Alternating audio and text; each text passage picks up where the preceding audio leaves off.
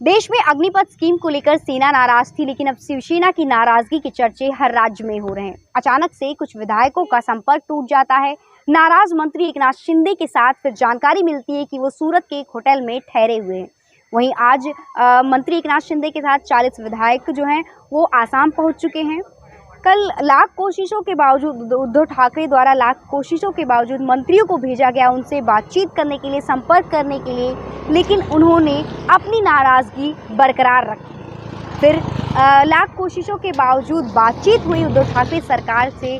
10 minute के लिए phone call पर बातचीत हुई और उन्होंने प्रस्ताव रखा, 2 प्रस्ताव रखा। पहला, एक एनसीपी का साथ छोड़ो, दूसरा भाजपा के साथ गठबंधन करो। वही संजय राउत ने सीधा सीधा आरोप लगाया कि पूरा षड्यंत्र जो है वो भाजपा का है। लेकिन इन सब के बीच आम जनता क्या सोचती है? जिस तरह से उद्धव ठाकरे सरकार पर संकट का बादल छाया हुआ है, जनता क्या सोचती है, दूसरे पक्ष के लोग क्या सोचते हैं, सुनिए। हमने इस विषय पर प्रतिक्रिया ली। कट्टर शिवसैनिक मंत्री एकनाथ शिंदे 40 विधायकों के साथ सूरत में ठहरे थे और आज आसाम में पहुंच चुके हैं। उनकी नाराजगी है उद्धव सरकार को लेकर। क्या कहना है? उन्होंने जिस तरह से प्रस्ताव रखा है कि भाजपा के साथ गठबंधन करें या फिर एनसीपी को छोड़े, इस विषय को लेकर आपका क्या कहना है? एनसीपी को छोड़ देना चाहिए। शिवसेना एक हिंदू राष्ट्र है, हिंदू के लिए लड़ता है, तो इसलिए भाजपा से ही गठबंधन कर। एकनाथ शिंदे नाराज हैं, आखिर नाराजगी क्या है? एक आम जनता होने के नाते क्या लगता है? एकनाथ शिंदे जी को ऐसे लगा था कि बाला साहब ठाकरे के बाद शायद उद्धव ठाकरे हिंदुत्व का झंडा अच्छे से खड़ा कर पाएंगे या महाराष्ट्र की जनता में वो अपना निशान छोड़ पाएंगे, लेकिन ऐसा कुछ हुआ नहीं, क्योंकि एनसीपी और राष्ट्रवादी और कांग्रेस के साथ हाथ मिलाने के बाद एक तरीके से शिवसेना उनकी गुलाम हो गई है। अब इनको ये जो वो दो पार्टियां बोलती है उन्हीं का सुनना है, उन्हीं का करना है, इनके मन का कुछ नहीं हो रहा। रही बात हिंदुत्व की, तो एकनाथ शिंदे को कहीं ऐसे लगता होगा कि भाई जिस तरीके से हमने, जिस सब्जेक्ट से हमने इन लोग से हाथ मिलाया था, इनसे हमने ये किया था, तो वो चीज़ नहीं हो पा रही। तो फिलहाल एकनाथ शिंदे का कहना ऐसा है कि भाजपा के साथ अगर हम जाते हैं तो हिंदुत्व का जो हमारा लड़ा है, जो हमारी लड़ाई है हिंदुत्व के लिए, हिंदू राष्ट्र के लिए या हिंदू राज्य के लिए, तो वो हम आगे और चल के अच्छे से कर पाएंगे। क्या लगता है, अगर इस प्रस्ताव को स्वीकार करेंगे उद्धव सरकार या नहीं? उद्धव सरकार पे तो अभी तो ऐसे लग रहा है, जिस तरीके से अब पोल्स आ रहे हैं, टीवी पे न्यूज़ आ रही है कि उनके ऊपर दबाव है। अब किसका है ये पता नहीं। तो मुझे नहीं लगता कि उद्धव सरकार जल्दी से मानेगी और ऐसी कुछ कदम उठाएगी कि वो भाजपा के साथ जाए, क्योंकि इसके पहले जो भाजपा को उन्होंने वचन दिया था कि अगर सरकार आती है तो दोनों की रहेगी, 2.5 साल तुम्हारी, 2.5 साल हमारी, और वो गठबंधन उन्होंने तोड़ दिया उस टाइम पे।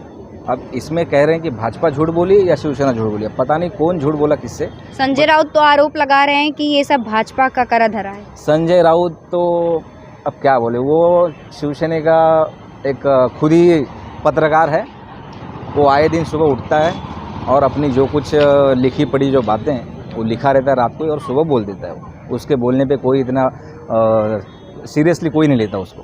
शिवसेना को फर्क पड़ने वाला है इससे? शिवसेना को बहुत फर्क पड़ेगा, बहुत फर्क पड़ेगा। अगर जैसे कि वो अभी एकनाथ शिंदे ने कहा है कि 40 एमएलए अगर उनके साथ हैं, 40 प्लस हैं एमएलए अगर, तो शिवसेना को फर्क पड़ेगा, क्योंकि उनकी सरकार शायद गिर सकती है। संजय राउत ने सीधा आरोप लगाया कि जो भी महाराष्ट्र में हो रहा है, एकनाथ शिंदे नाराज है, इसको लेकर पूरा का पूरा षड्यंत्र जो है वो है भाजपा का। क्या कहें?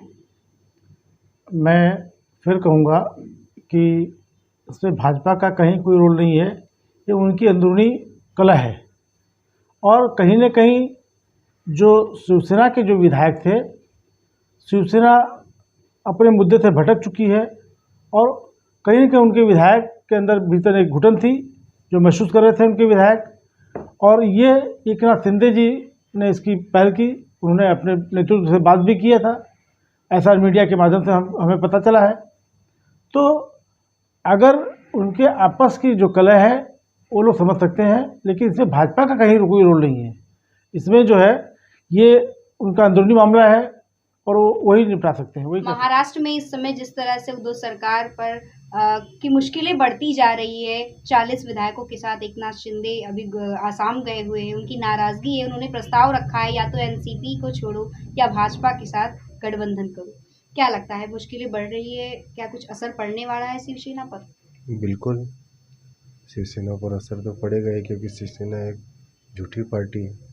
बीजेपी के साथ उन्होंने गठबंधन करके सीटें जीती और बाद में उन्होंने बीजेपी का साथ छोड़ के एनसीपी और कांग्रेस को समर्थन करके महाविकास आघाड़ी बनाए।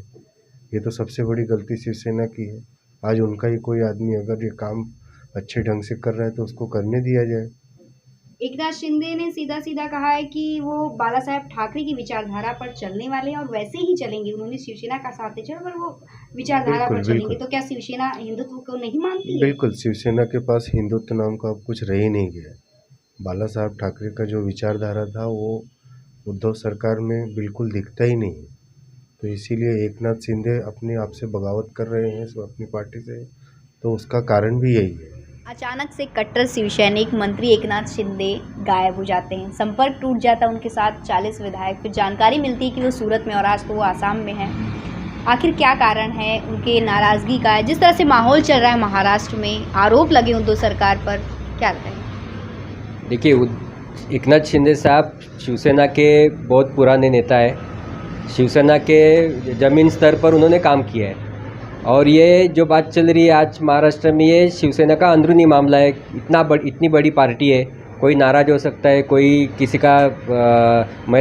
के मत से सहमत नहीं हो सकता है, ऐसे हो सकता है, लेकिन होगा सब अच्छा होगा। अगर वो जाते हैं, ऐसा कि आपने कहा कि वो काफ़ी समय से थे, एकनाथ शिंदे एक महत्वपूर्ण व्यक्ति हैं शिवसैनिक के लिए, तो अगर वो जाते हैं तो इससे काफ़ी असर पड़ने वाला है शिवसेना में। आखिर क्यों वो नाराज़ है? जो उनकी जो नाराज़गी है वो ऊपर पार्टी के लेवल के नेताओं से वो सब सॉल्व करेंगे, लेकिन जहाँ तक हमारा शिवसैनिकों का विश्वास है कि जो कुछ आज एमएलए शिवसेना के नाराज़ है या शिंदे साहब नाराज़ है, कोई शिवसेना से जाएगा नहीं, सब शिवसेना के साथ ही रहेंगे। एकनाथ शिंदे, आपका कहना है कि वो वापस आएंगे शिवसेना में, लेकिन उन्होंने तो प्रस्ताव रखा है, रहेंगे। उन्होंने प्रस्ताव रखा है एनसीपी छोड़ो या फिर भाजपा। हाँ, उस पे बात होगी, पार्टी के लेवल पे बात होगी, ऊपर वरिष्ठ नेताओं के लेवल पे, और निर्णय होगा ना।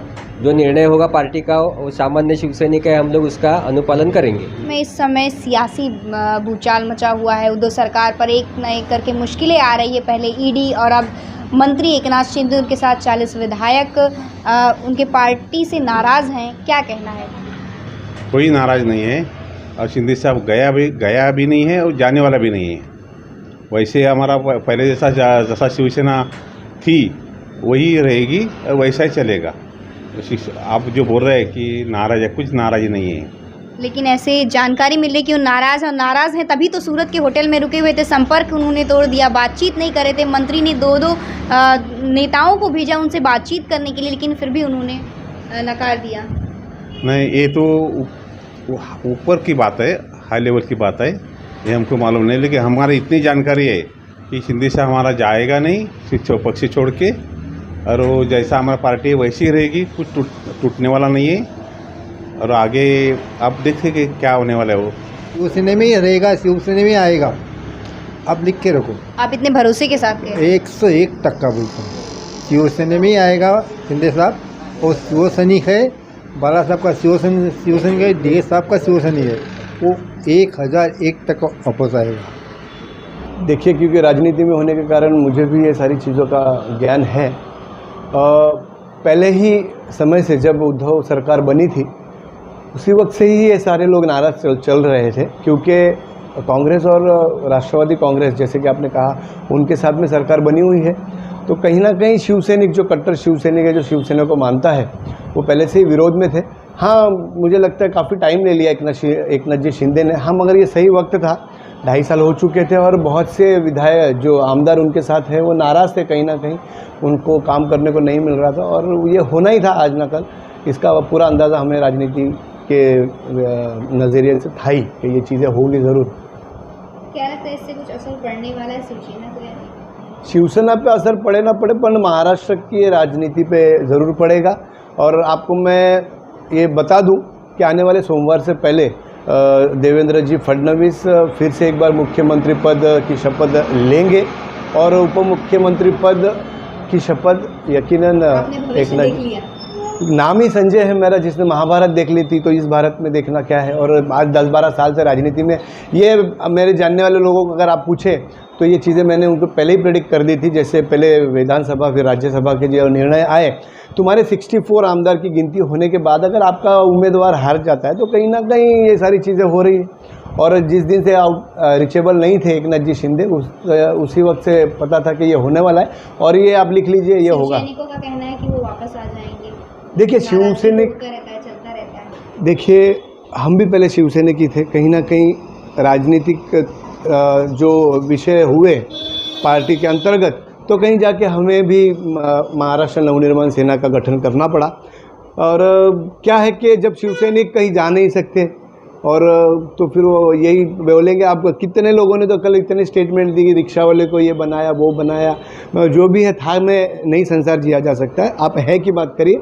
और राइट नाउ ये पोजीशन है कि एकनाथ जी शिंदे किंग मेकर की भूमिका में है। संजय राउत का आरोप जिस तरह से है कि जबरदस्ती विधायकों को ले जाया गया है। अभी पहली बात तो आपको मैं बोलूं कि मुझे अभी मेरे संजय नाम होने पे भी कभी कभी बड़ा दुख होता है, क्योंकि संजय राउत जी रोज़ सुबह अगर टीवी खोला जाए तो उनका कोई ना कोई वक्तव्य होता है। पता नहीं उन्होंने वो अपॉइंटमेंट ले रखा है किसी न्यूज़ चैनल वाले से या उनको फीडिंग होती है, मगर संजय राउत के किसी भी बात पर कोई तथ्य नहीं होता है। नाराज़गी उनकी है और वो 40 आमदार अगर किसी के पीछे चल रहे हैं तो आप ये नहीं बोल सकते ना कि एकनाथ जी शिंदे गलत है। अभी नाराज़गी उनकी तुम्हारे खुद की पार्टी से है। एकनाथ जी शिंदे ने सीधा सीधा बोला कि आप बीजेपी से गठबंधन करके भले मुझे मंत्री पद दो या ना दो। उनके साथ आज 3-4 मंत्री पद भी हैं, जिनके आमदार जो है मंत्री भी है। वो भी खुद बोल रहे हैं कि हमें मंत्री पद नहीं चाहिए, क्योंकि परिस्थिति देखते हुए उन्होंने पहले से ही उनकी नाराज़गी राष्ट्रवादी कांग्रेस और कांग्रेसवादी के गठबंधन से ही थी। और वो आज देख ले, क्योंकि 2.5 साल के बाद उनको लगा था कि कहीं ना कहीं कुछ ना कुछ होगा, मगर नहीं हुआ। चलो अच्छी बात है, स्वाभाविक है और वो नेचुरल आया है जो भी आया है। और इतना पक्का मैं आपको फिर एक बार बता दूं कि आने वाले कुछ दिनों में मुख्यमंत्री भी बदल जाएंगे और उप मुख्यमंत्री एकनाथ जी शिंदे जो इतनी मेहनत कर रहे थे उसका फल उन्हें जरूर मिलेगा।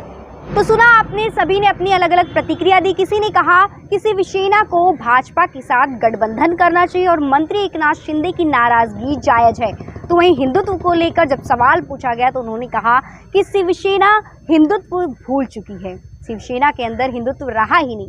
अब देखने वाली बात ये होगी कि भविष्य में इसका शिवसेना पर कितना असर पड़ता है। अभी के लिए इतना ही, फिर होगी मुलाकात, तब तक के लिए नमस्कार।